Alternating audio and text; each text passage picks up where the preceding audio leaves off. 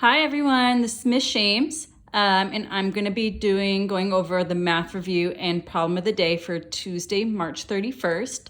I recommend having completed both of these assignments prior to watching this video so you get your own practice and you can use this video to go over it. So I'm going to start with number 1, and I'm doing 3 2/5 minus 2 3/4, and I want to find what this is equal to. So the first thing I need to do is I need to make a common denominator between 2/5 and 3/4. So looking at 5 and 4, I can see that a common denominator is going to be 20, and that's going to be the lowest common denominator. So let's figure out how many 20ths 2/5 is equal to. So if I'm going from 5 to 20, I know that that's times 4. So if I multiply the denominator times 4, I need to multiply the numerator times 4. 2 times 4 is 8. Now let's do the same thing for 3/4. I know 4 times 5 is 20, so if I multiply the denominator times 5, I need to multiply the numerator times 5. 3 times 5 is 15. Now I'm going to rewrite this equation, but using my equivalent fractions. So let's see. 3 and not 2/5 anymore, we're going to say 8/20 minus 2 and 15/20. Okay, but I notice a problem. If I have 8/20, I won't be able to easily take away 15/20. So what I can do is I can regroup from the 3 wholes. So I'm going to split this 3 wholes into 2 and 20/20. That's because 20/20 is 1 whole, so 2 and 1 whole make 3. Now I'm going to go ahead and combine the 20/20 with the 8/20. So I'm going to make this, I'm going to rewrite it as 2 and 28/20. Now I'm going to subtract 2 and 15/20, and that made it a lot easier for me to subtract. 28 minus 15, let me do that over on the side. 8 minus 5 is 3, 2 minus 1 is 1, so it's 13/20. And 2 minus 2 is 0. So you could write 0 and 13/20, or you could just leave it as 13/20. And there's your answer. Okay, now I'm going to do number 2, 9/10 plus 3/4. So same here, I need to find a common denominator. So this one, let's try to skip count by 10 and 4 to find the common denominator. So I'm going to skip count by 10, 10, 20, 30, 40. Let's skip count by 4, 4, 8, 12, 16, 20. Okay, I can stop because I found a common denominator. It's 20 again. And that's the lowest common denominator between the two. So now I'm going to make equivalent fractions. 9/10 is equal to how many 20ths? 10 times 2 is 20. So 9 times 2, I have to multiply by the same thing on top and bottom. 9 times 2 is 18. So I have 18/20. Let me do the same for 3/4. Let me make an equivalent fraction. 3/4 is equal to how many 20ths? I multiply by 5 in the denominator, so I have to multiply by 5 with the numerator. 3 times 5 is 15. So now let me rewrite the equation.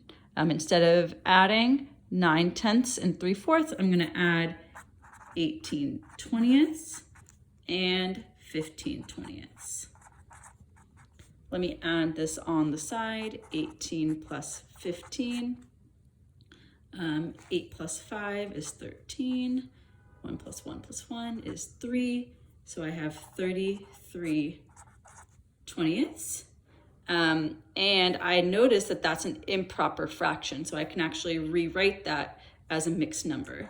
So I know 20 goes into 33 one time, and then there's 13 left over, so it's 1 and 13/20. And that is your answer. Moving along. What was the total amount of cereal eaten? So I'm given a line plot. I'm giving the amount of cereal eaten. I guess somebody's eating a lot of cereal. They're bored during quarantine. And I want to find the total. So I need each X is going to represent one time that that person ate cereal. So if there's two X's at 1/4, that means they ate 1/4 of a cup of cereal twice. So I'm going to have to add all of these together. So I'm going to add 1/4 plus 1/4 because there's two X's here. And actually I can go ahead and cross these out as I'm adding it just to keep track. Plus 1/2 plus 1/2 plus 3/4. Okay, but in order to add these, I'm gonna have to make a common denominator again. So I notice a common denominator of 4 and 2. I'm gonna go ahead and do that in my head. A common denominator of 4 and 2 is 4. So 1/4, no, sorry, let's do 1/2. 1/2 is equal to 2/4. So that's what I'm gonna need to know. So let me rewrite this whole equation, but with all of the fractions with a denominator of 4. So 1/4 plus 1/4 plus 2/4 plus 2/4 plus 3/4. Much easier to add. 1 plus 1 is 2, 2 plus 2 is 4, 4 plus 2 is 6, 6 plus 3 is 9. So it comes out to 9/4. I notice that this is a improper fraction, so I can make it into a mixed number. 4 goes into 9 2 times, and then there's a remainder of 1/4, and that's your answer. Some other strategies you could have used is knowing that 2 1/2 is equal to 1 whole. That would have been like a shortcut. So there's other strategies you could have used, but that's the strategy I used. How many feet are in 36 inches? So I know that 1 foot is 12 inches. And I want to know how many feet, I'm using FT as the abbreviation for feet, is 36 inches. So I see that I'm going from inches to feet. I want to convert my 36 inches into feet. So let me look at the original conversion. I'm going from 12 to 1. If I'm doing 12 to 1, I'm dividing by 12. So if I divide by 12 here, I have to divide by 12 here. 36 divided by 12 is 3. So I know that 3 feet is equal to 36 inches. Let's keep going. What is 2/3 of 1/2? So when I'm trying to find 2/3 of 1/2, this of means to multiply. So what I need to do is multiply 2/3 times 1/2. 2 times 1 is 2. And if I'm multiplying, I multiply the numerators and the denominators. 3 times 2 is 6. So it's 2 6, but I see that I can reduce that. I can divide by 2. Here, both numbers are can be divided by 2. So that's equal 2 divided by 2 is 1, 6 divided by 2 is 3. So 2/3 of 1/2 is 1/3. In the expression 7 times y over 6, what is a value of y that could create a product greater than 7? So I want to find what could y be so that this expression would be greater than 7. So let's think about this. I know if I multiply by 1 whole, it'll get me 7, because anything times 1 whole is itself. So let me think about what would make y over 6 equal to 1 whole. Well, I know that if the numerator and denominator are the same, then that's a fraction equal to 1 whole. So if I have 7 times 6 over 6, that's going to be equal to 7, because it's basically 7 times 1 whole, and that's equal to 7. So, but I want to find a product or a value of y that would create a product greater than 7. So this value up here, y, would have to be anything greater than 6. Because if it's 6 over 6, the value is equal to 7. So y has to be greater than 6 because 7 times 6 over 6 is equal to 7. So in order for the value to be greater than 7,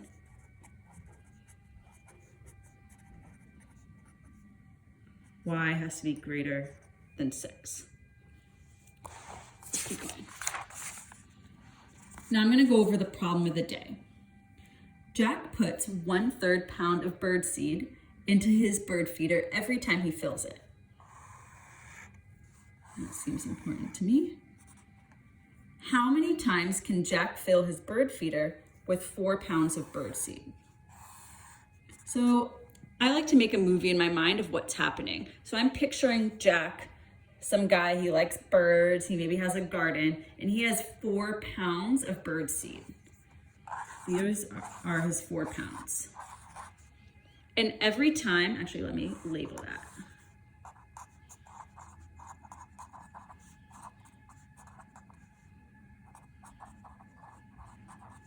Every time he feeds his bird, he puts 1/3 into his bird feeder.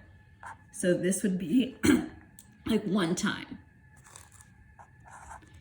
And I want to know how many times he can feed his birds with the 4 pounds. So this is 1 time, here's 2, here's 3.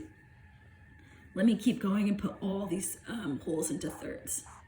1, 2, 3, 4, 5, 6, 7, 8, 9, 10, 11, 12.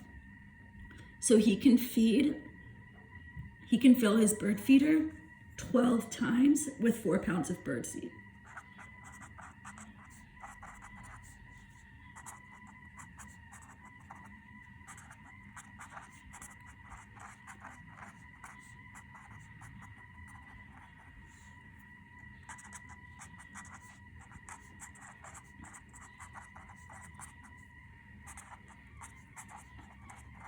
Okay, but here I use a model.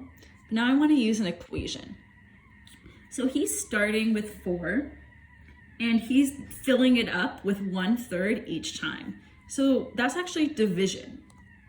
So he's starting with 4 and he's putting 1/3 each time, and we want to know how many times can he fill it up.